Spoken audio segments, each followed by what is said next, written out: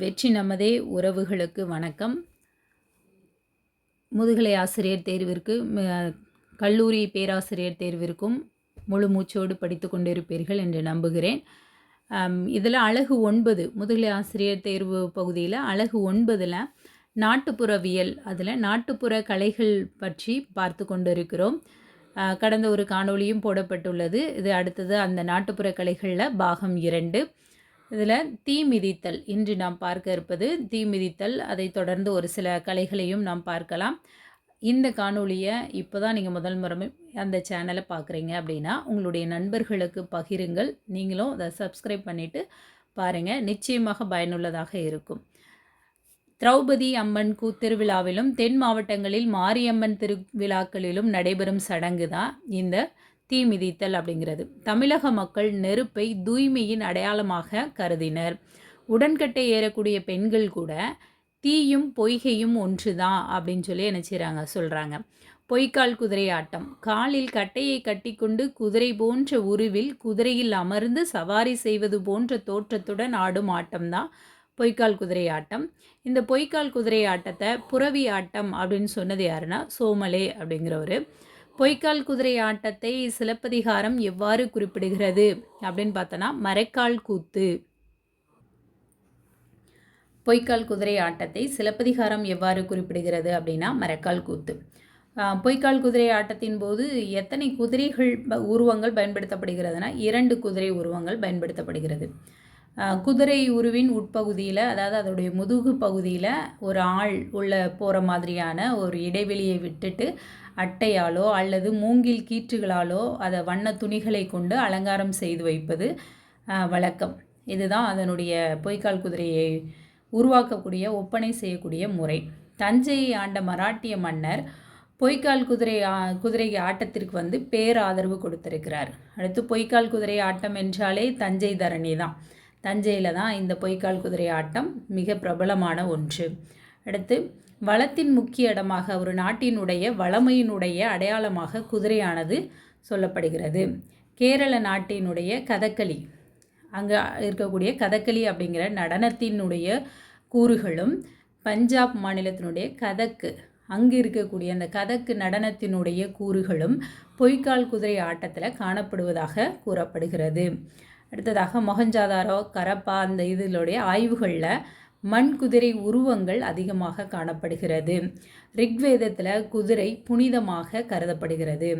ஐயனார் தெய்வத்திற்கும் குதிரைக்கும் நெருங்கிய தொடர்புடையதாகவும், இன்றைய சமூகத்திலையும் இன்ற ஐயனார் உருவம் அப்படின்னாலே அந்த குதிரையின் மேல் இருப்பதாகவும், ஐயனார் ஆலயத்தில் குதிரை சிற்பங்கள் இருப்பதும் இன்றும் வழக்கத்தில் உள்ள ஒன்றுதான்.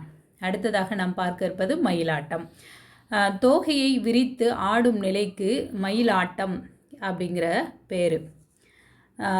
மயில் போன்று செய்யப்பட்ட உருவில் புகுந்து கொண்டு ஆடும் ஆட்டம்தான் மயிலாட்டம். மயிலாட்டத்தில் ஈடுபடும் கலைஞர்கள் முருக கடவுள் போன்று வேடம் பூண்டு கையில் வேலும் வைத்து கொண்டு ஆடுவது வழக்கம்.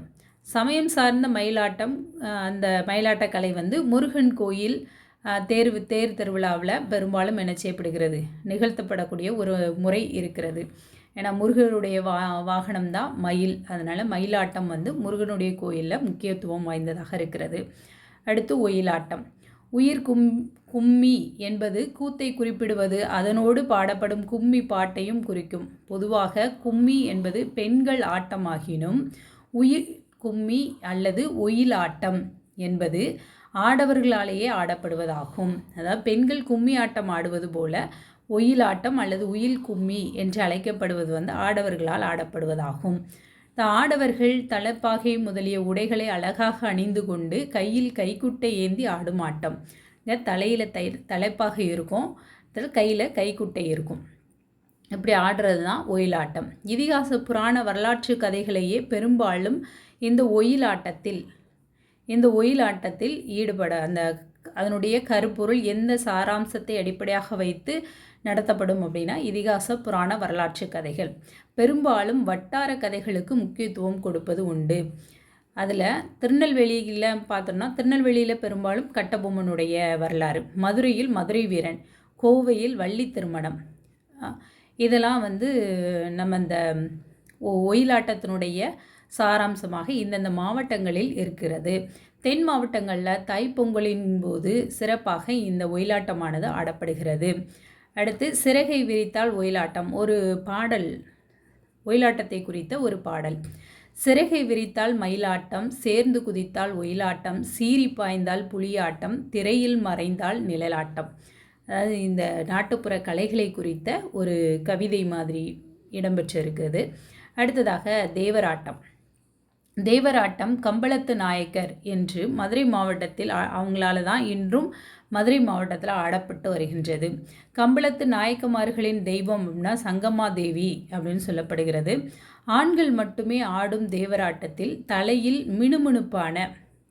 மினுமினுப்பான துணியை கட்டி இருப்பதுடன் ஒரே மாதிரியான ஆடையும் அணிந்து கொண்டு ஆடக்கூடிய ஒரு வழக்கம் இந்த தேவராட்டத்தில் இருக்கிறது.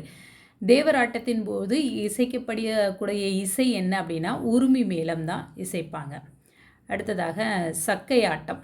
சக்கை என்றால் மரத்துண்டு அப்படிங்கிறது பொருள். இது 4 விரல்களுக்கு இடையே அந்த 4 மரத்துண்டுகளை விரல்களுக்கு இடையே வைத்து ஒலி எழுப்புவதால் இது சக்கை ஆட்டம் அப்படின்னு பெயர் பெற்றது. அப்போ எத்தனை மரத்துண்டுகள் அப்படின்னா 4 மரத்துண்டுகள், அதை விரல்களுக்கு இடையே என்ன செய்வாங்க, வைத்து கொண்டு ஆடுவது, அதன் மூலமாக ஒலி எழுப்பி ஆடுவது. சக்கை ஆட்டம் பரவியுள்ள இடம் எங்கெங்கன்னா தஞ்சை தொடங்கி திருச்சி மாவட்டம் முழுவதுமாக இடம்பெற்று இருக்கிறது.